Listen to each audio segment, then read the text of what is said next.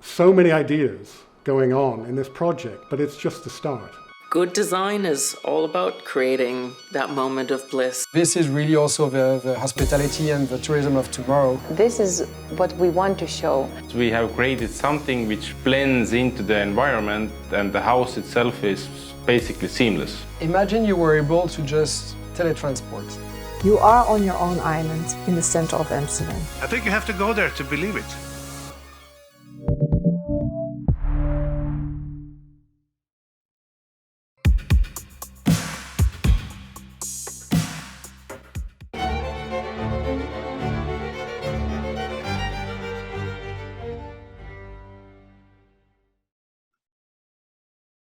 The Dubai Expo 2020 finally opened a year late because of COVID. It has opened to great acclaim.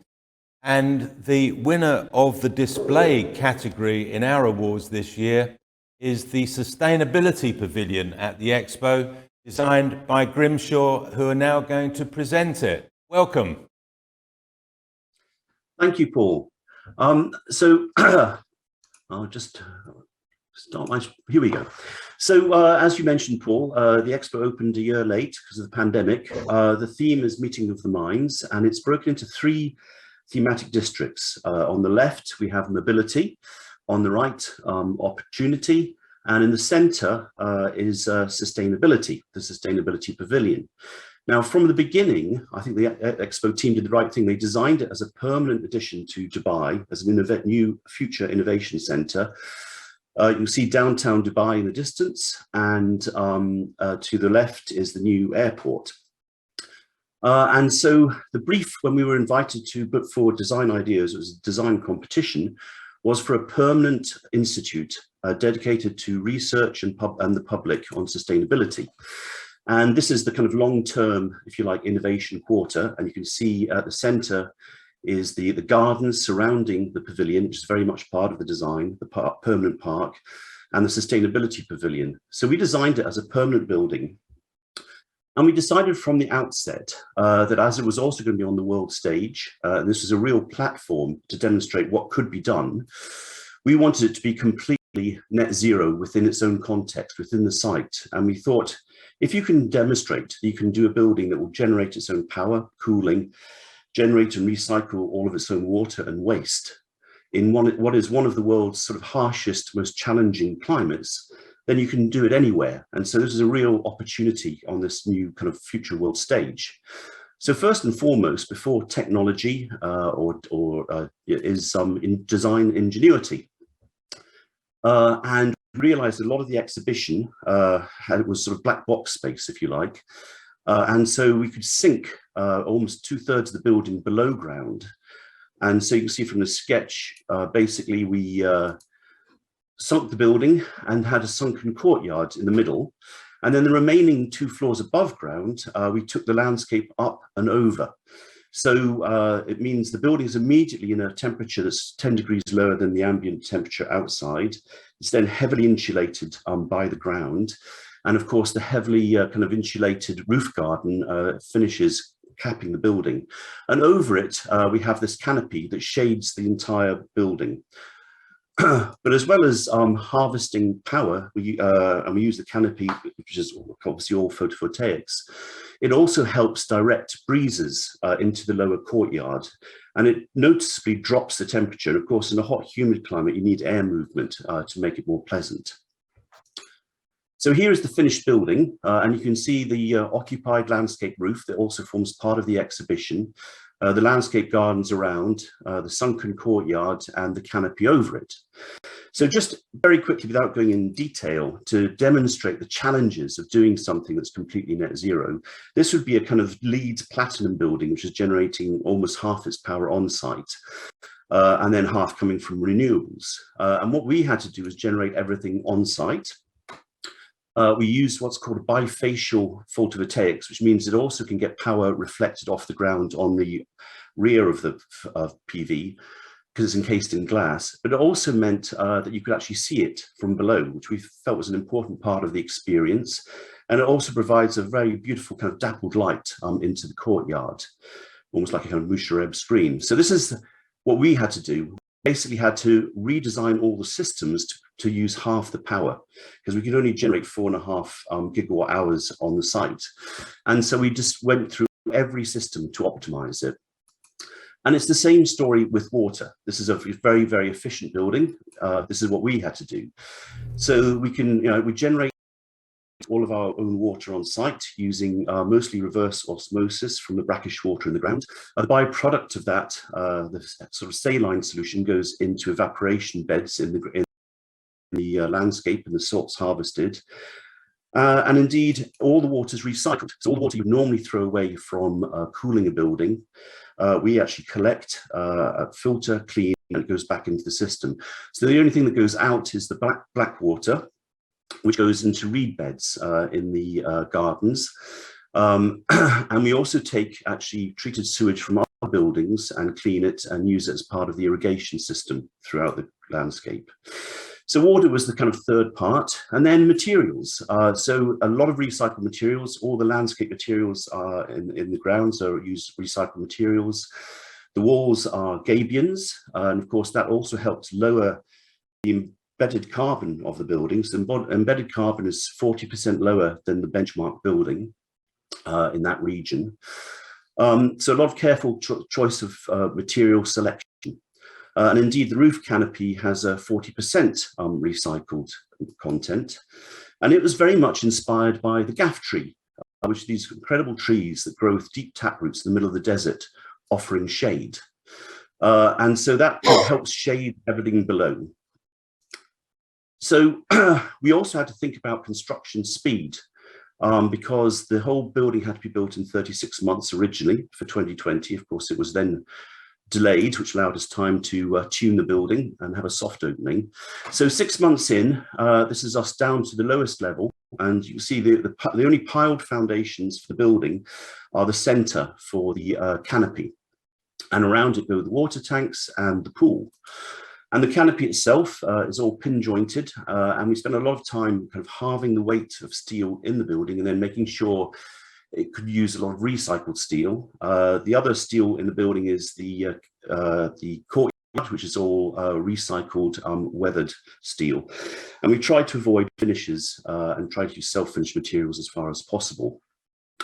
But the roof canopy wasn't enough to generate all the power, so we also had to use the landscape. And we created these things we call E-trees, energy trees.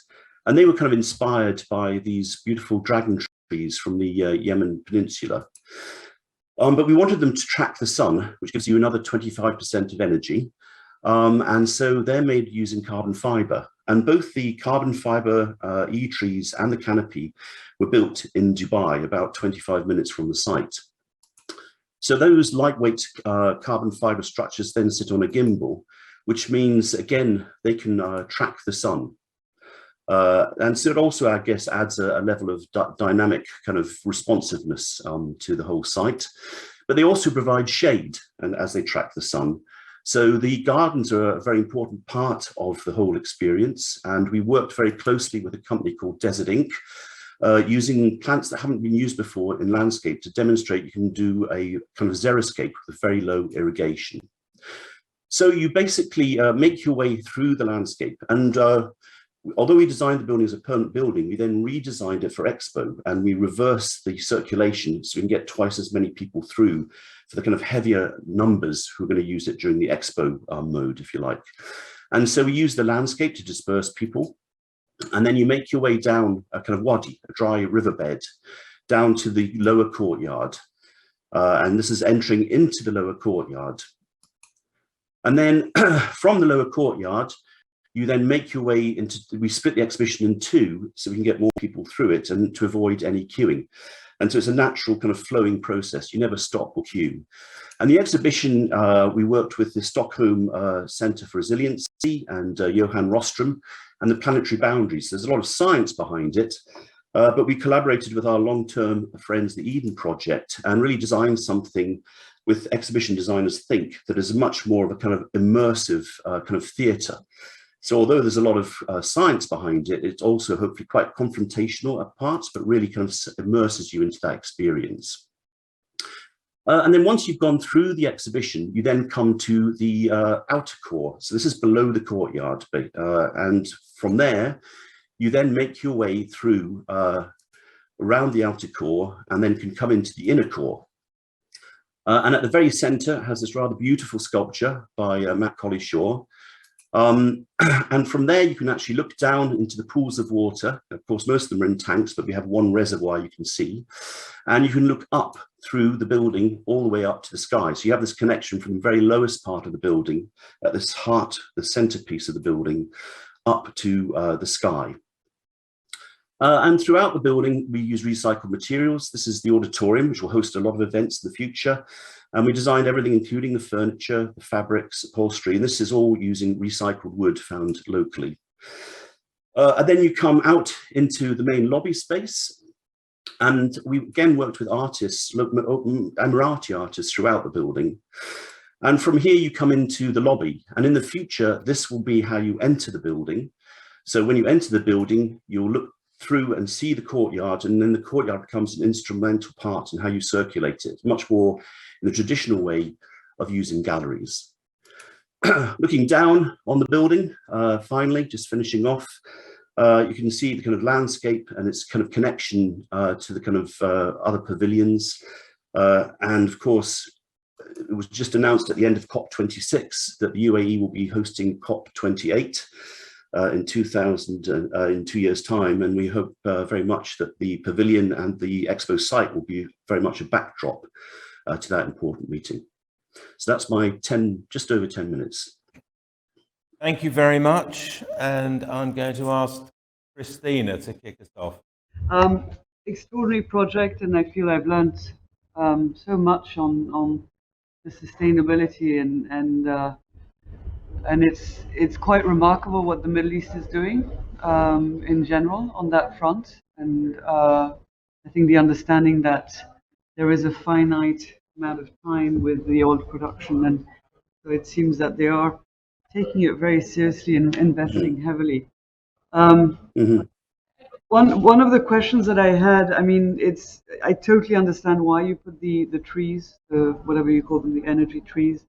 And they kind of bothered me because they were the ones that sort of spoke like I'm a solar panel, whereas the rest of the building, what I found extraordinary is it doesn't say I'm a solar panel, it's sort of, and I found your analogy of that flower, which absorbs sun and collects water, was such a beautiful analogy to the building.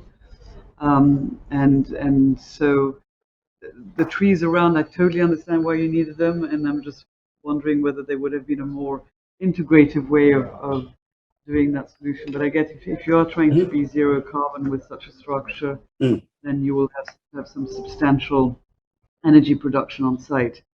But were there any challenges in terms of achieving this zero carbon, and especially dealing with a place like Dubai and air conditioning requirements of a place like that? Yes, absolutely. No, you're quite right. I mean, yes. I mean, you know, when we started it, we thought it would be a fairly simple thing to do. If you make enough energy, surely it works. But everything has to be challenged and stripped down and made efficient. Because as I mentioned, you know, we can only generate, even with the E-trees. The E-trees generate about a third of the power on the site, and then 2/3 is from the canopy itself. But that then meant we basically had to use half the energy a traditional building. And as you know, kind of museums and large kind of institutional buildings like these tend to be not, you know, they use a lot of power, they're big volumes. So part of it was actually, for instance, using the having as much as we could outside. So the fact that the you know, the kind of upper courtyard and lower courtyard are all external, and we just allow breezes to kind of temper it. The roof landscape is part of it as well. So if you like, a third of the building is basically external. So that also allows us to reduce the energy loads. And really by sinking the building, it made a huge difference. And then using those sort of very heavy Gabion walls gave us a lot of kind of thermal mass to the building. So really, thank you. Let's move on. Kim. Yeah, it's good to see that a very sustainable project, one that drives it out to the edge. is literally learning from nature. But I think it comes out maybe a bit artificial when you look at it. So did you also do the exhibitions or the layout for that? Yes. All the team down there and all this? Yes. So as I mentioned, the exhibition is sort of based around the planetary boundaries, which was developed by Johan Rostrom, and that's the sort of science behind it. But then we worked with the Eden Project, who we've worked with for many years, and an exhibition design company called Think. And the idea was to try and make it challenging and entertaining. And we found, with science buildings, science buildings can't be that successful because they don't, people aren't getting the kind of key issues. And so we really wanted it to make a very hands-on, immersive kind of experience, quite kind of like immersive theatre, basically. So it's something you walk through, experience it. Sometimes you challenge. You have the opportunity of walking on ropes rather than on solid floor for those that are agile enough, and so on. So it was really something that we wanted people to experience. And Expo wanted it to be a quality experience, so people weren't rushed, even though there are large numbers of people, which is why we split it into two. And then after Expo, it then joins together as one. Thank you very much. Nuno. Yeah, it's definitely an interesting building. To me, I have a bit of contradictory feelings about it because I feel that a big sustainable element on it, the canopy, it's more a show than actually I feel that's not needed. So if the building had been completely underground and not very visible, and it had no glass, no glazing, no big glazing facades like I see in the background of your picture, it will not be needed to have a big canopy to cover it from the sun. So I understand that you have to make some kind of a show because it's the expo, so it needs to show a little bit. But at the same time, I think it is difficult to showcase sustainability when you need to do it as a symbol. Let's put it. Well, I think the other thing though is that the landscape is a very important part of it, and the gardens, and kind of experiencing the landscape and experiencing the outdoor spaces is really critical. So I think if the building was completely sunk underground, you wouldn't have had the opportunity for the kind of mixture of spaces. So for instance, at the upper gallery levels, we have really quite spectacular exhibition spaces that, look out into the courtyard, so I think, and we're also trying to demonstrate how, although it's a sustainability pavilion, that any building can be net zero. So this could equally be a work environment or other types of buildings. But that's why a lot of the buildings are quite simply built using the Gabion walls and so on. But also, of course, it's a World Expo, and they want 25 million people to come and visit it and to be excited. So undoubtedly, that is part of it. Is that kind of there is a level of symbolism, undoubtedly. Thank you. And Abdelkader. Just one question. Thank you for your presentation and for this amazing work. It's absolutely extraordinary to what you did. But you were talking about a permanent building. So it's not just a building for the, it's not just a pavilion. So if it's a permanent building, how it deals with the rest of the city, with all the city and with the urban development. Because yes. I felt that the building and audio project is quite isolated. It can be in Dubai or anywhere else. It's not that linked to the city where you are.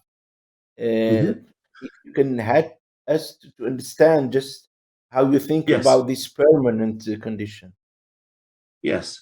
Well, this is the permanent condition here. And so basically there are what are referred to as petals, which are prefabricated concrete buildings, which were done by Hopkins. And they were all given to emerging countries during Expo. So that's why there's so many countries compared to a normal Expo, 190. So countries like Bangladesh, Mozambique, who aren't normally at Expo, have that. And then they're converted into residential, incubator space, office space. And the idea is that it is a live-work environment. So if you like, it's a kind of new science city beside Dubai and beside the new airport. And the pavilion and the grounds we felt was a very important part of the public realm, because the idea is that people will walk through it. So there's a lot of narrow streets. Most of it's non-vehicular, it's pedestrian. And so we wanted the landscape around it to be an integral part of using it. And then the pavilion itself, as well as being, if you like, a science centre, but effectively a science museum, will also host and has already hosted 3 major symposiums, including E.O. Wilson with the Half Earth Symposium. And so going forwards, around it also, they want kind of new startup science technology companies. So if you like, it's a sort of centerpiece, but around it, we want to have a kind of incubator space, new firms emerging, new science and technology around sustainability. And they've got a very aggressive and optimistic view, I think, as one of the questions earlier. In all the regions we work in, this is the region that's the most challenging in trying to get to regenerative design before anyone else. So very ambitious, and and I think it's the right thing to do, to design it as a permanent science city, because there are so many previous expos that lie dormant and unused because no one thought about the long-term plan. Thank you very much, and congratulations once again on the way you've met the extraordinary challenge of designing a sustainability pavilion in that extraordinary climate. And thank you very much for your time today. Thank you, Paul.